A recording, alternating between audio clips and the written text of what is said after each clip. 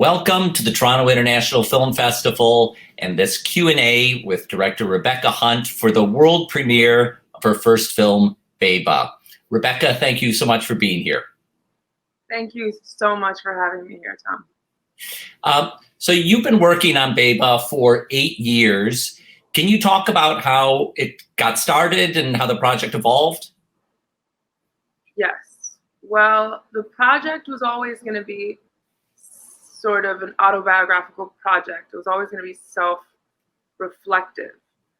I think throughout the 8 years, the focus changed. So, you know, it was like, should I focus on my family, on my relationships, on my job? And I think, you know, what really started surfacing for me and for the team was that it would focus on something that's a little harder to talk about, something that's more existential that all of us can relate to. And it's interesting because I think Beba, the character, at one point during like working on this woman, at one point during this process, I felt like I had evolved from Beba the character. Like she's different from me, and you know, we don't agree on all the same things, but it was interesting because I feel like it wasn't like, oh yeah, she's me. It didn't happen like she's me from 20 years ago. You know, it happened like, it was like very slow and gradual, and you know, sort of the understanding that every single time, like every single year of your 20s is like a lifetime growth spurt. So it was just suddenly realizing, oh, she's different than I am, and you know, it's a slow evolution, and I have to, you know, respect her, and it made it very meta to work on, you know. Well, you know, you're scrutinizing a lot of things in your family, but you're also scrutinizing yourself in a big way, and you don't always come off great. And I wonder if you can talk about, you know, that kind of scrutiny that you gave yourself, and you know, the choices you had to make about you know, things to reveal about yourself that, you know, that an audience might not be impressed by. Yes, absolutely. Well, I felt like, you know, it kind of goes back to what I was saying. There was a point, you know, it was having to fully accept, it's really meta, but it was having to really accept, you know, to accept this character who is a part of me and is me, for everything she was. And you know, I was sort of in my real life, I was seeking that sort of honesty, and I was seeking that sort of acceptance, and I was, you know, and so when it came to working on the film, it was a very difficult process, but it was just constantly coming back to honesty and self-acceptance, because it was, you know, after this is so much bigger. It felt so much bigger than I was, and so much bigger than like, oh, I really don't want to show that. It's like, you know, it felt bigger than that. This sort of like exploration, this investigation, and the scrutiny, it felt bigger than that. So you and I are recording this right now 3 weeks before the festival begins, and it's only been very recently that you shared the film with your mom and dad. Can you talk about what that experience was like? Yeah. I definitely feel like I took years off of my life, anticipating how my parents were going to react to the film. And I think that's a life lesson that I've learned, just for the future, for everything. But you know, nothing was going to stop me from making this film. I felt like I had to do it. So, you know, I kept working on it. And, you know, when it was time to show my parents, I kind of felt this sense of peace and this sense of like, I know what my intentions are. And I know what, you know, like what it took to get me here and to make something like this, to be able to show them and you know, reflect our family. And so there was like this moment where it was just like peace for me, but I was still so worried about, you know, I love my parents so much, And I was really worried about how they were going to react. And I was surprised because, you know, it was very complicated, very different reactions, my mother and my father, very complicated, but they both seemed to feel, especially my father, they both seemed to feel, both of them actually, very proud of me, and also impressed at the honesty of the film, and kind of just like, all right, well, if this is what you felt like you had to do, and it seems like it was, then, you know, we're going to support you. And they're planning to come to Tiff. So I'm really excited about that. We can't wait to see them in Toronto.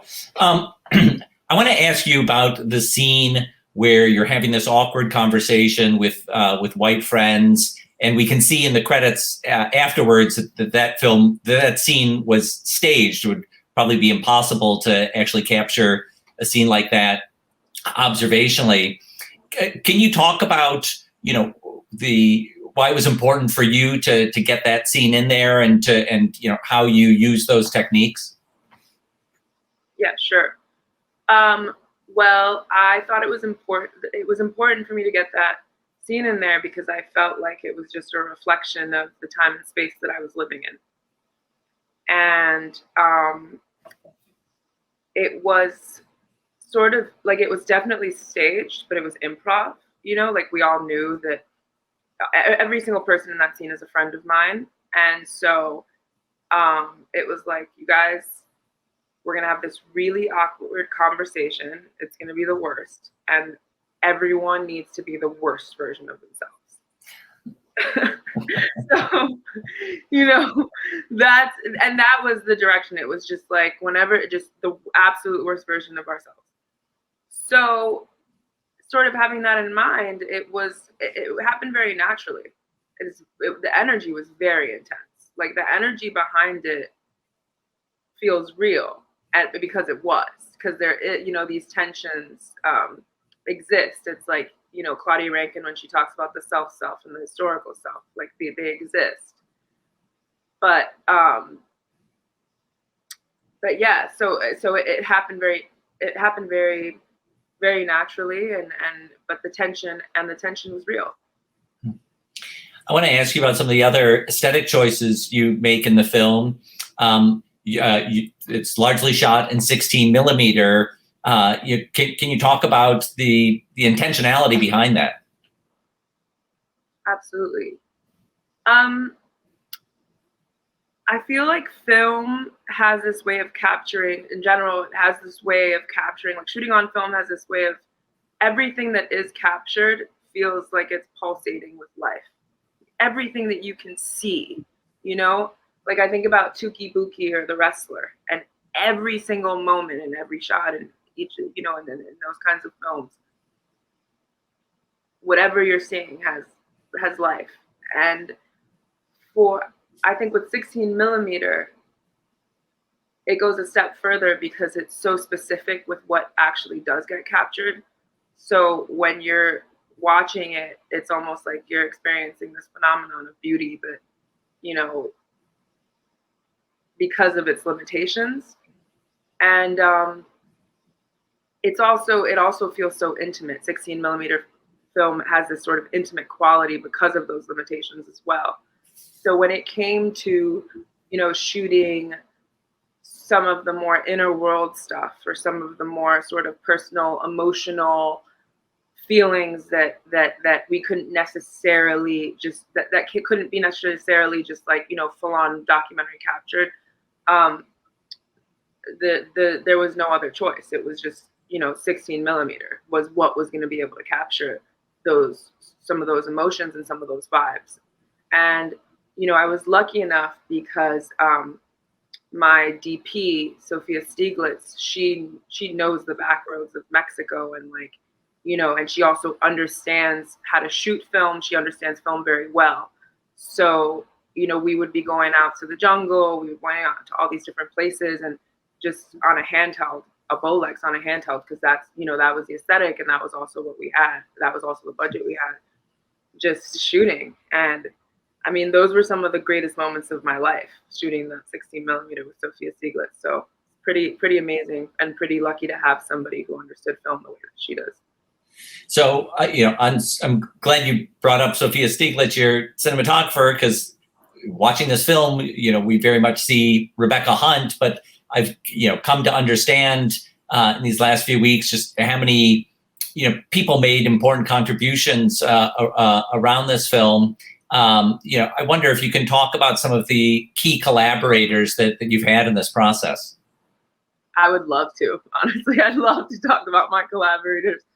So I think Sophia Geld, who's been my ride or die with me from the very beginning, just even from just the idea of making this film. This film is produced by her, and I mean, she just made it her job she believed in all of my crazy ideas for some reason, and was just like, all right, how are we going to get this done? And was my partner, was by my side, setting up shoots, reading my writing, organizing things, and trying to figure out how we were going to make, this vision come to life. Like, how are we going to do this? And she used all of her time and resources to help me realize my vision from the very beginning. And, we know each other very well. We've known each other for a very long time and respect each other a lot. So we make for a good team in that way. And then, I talked about Sophia Stieglitz a little bit, but just to kind of give you another spiel on her, because it's never too much. I call her my phenomenon. She's just like this Amazon goddess from Mexico who will go with you to the jungle while there's a rainstorm with snakes in a tree, and will climb up the tree just to get the shot. And she's she's just down. She's an AFI graduate. And the day after I met her, a few days after I met her, we went on a 2-week road trip and illegally camped in this national park with no camping gear. And we left everything pristine, of course. But I just knew. I was like, we're doing this forever. And then Isabel Freeman is just an incredible editor, and she was my story champion. When I met Isabel, I was sort of exhausted. We had some great editors, and they weren't right for the particularness of this project. And when I met Isabel, I was ready to, I was like, if I can't find someone, because, we have to start from scratch. And if I can't find someone, then I don't know what I'm going to do. And I remember Isabel and I, our first meeting, our first encounter, we didn't really say much to each other. And I know that sounds pretty strange, because it was like a director editor meeting, and we didn't say much to each other, but she told me this story about this woman on the train. And I thought, like, damn, that's the brain of a great editor. And ever since that moment, I mean, she challenges me, she understands my vision, she puts in her own magic. Everything that a great editor should do, Isabel does. Same thing with Sophia Geld as a producer, and same thing with Sophia Stieglitz as the director of photography. And then, even my co-producer, I could really go on with this. Well, I think you've covered some of the key people, and I don't want to leave anyone out, but I do want to ask you some other questions. Mm-hmm. I want to ask about the style of this film, because you're mixing lots of different styles. So, there's portraiture in here. It's poetic. It's musical. And I wonder if you can kind of talk about, that aspect of it, the multi-layered aspect of it. Absolutely. I think that was always the intention, was to have this sort of multi-layered and sort of collage feeling of this for this film, especially because a lot of, because the story arc is existential. The story arc is like, in between sort of this like emotional and mental growth state, and it's very subtle. So we were going to have to use a lot of sort of take from some of the experimental, ideas from experimental films and the experimental greats, which I love. I love experimental film, and I'm a huge fan of Wavelengths, which is the Tiff program. But So, you know, taking some cues from them to sort of really try and capture some of these harder topics, some of these more obscure topics that are brought up in the film. And so, you know, that includes archival, it includes, you know, poetry, poetic voiceover, it includes film, which we touched on, and you know, or sort of certain cuts, like what we decided to actually show from these sort of very like classic documentary interviews. And then also, you know, we had an amazing composer, Holland, who Isabel actually suggested for the project. And when I heard Holland, I said, they have to work on the film. And they are just, I mean, they can play every single instrument, they produce, they can do so much with their voice, they're a performance artist. And so it really, I mean, we sent them a cut without any music, and they just sent us back magic. And, you know, of course we were coming back and forth with notes and stuff, but they immediately understood the film. And I think it's because, you know, we had a lot of sort of, our contexts were similar in certain ways. Mm-hmm. So, you know, as we described before, it's been an 8-year journey making this film. And I think in the last year, you made a real push to get it completed. As I understand it, you were spending a great deal of that pandemic year in Mexico. You wound up doing the post-production of the film at Carlos Reguedas's facilities in Mexico. Can you talk about what the backdrop of being in Mexico meant for the finishing of this film? Yes, of course. Well, I live in Mexico. I live near Splendor Omnia, which is Carlos Regadas's post studio, and it's just a beautiful place. I mean, I'm in love with Mexico as a country, but that's a whole nother thing. It's a beautiful place, Splendor Omnia, that really does respect nature and respect film and respect art. And, you know, Carlos Cortez had just won the Oscar for Sound of Metal, and he was sound mixing Beba. So, you know, being able to work with him was just incredible.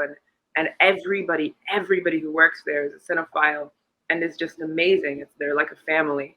It was an honor to get to know Regadas' family. Carlos Regadas is a genius, and it was also a humongous honor to be able to sort of spend time with him and get to know him. And, you know, hopefully I'll be working on his next film, which is going to be a masterclass, and I'm very excited for. Because, you know, it's really about, all I want to do is just make films until I die. It's a great privilege, and to continue learning the craft and getting better, and working under a master like Carlos Regadas is, you know, would be amazing. And, you know, a place like Splendor Omnia just reminds you of that privilege, because it's just such a beautiful place.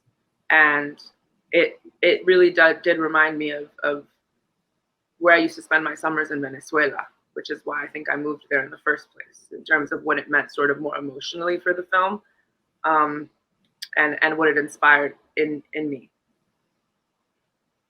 So as I wrap this up, I want to say that it was about 6 weeks ago that I called you to invite the film to Tiff. And I remember you telling me then that you weren't sure what the future of this film was ever going to be, if you might be showing it in some small community screenings, and you would have been good with that because you'd made the film that you wanted to make.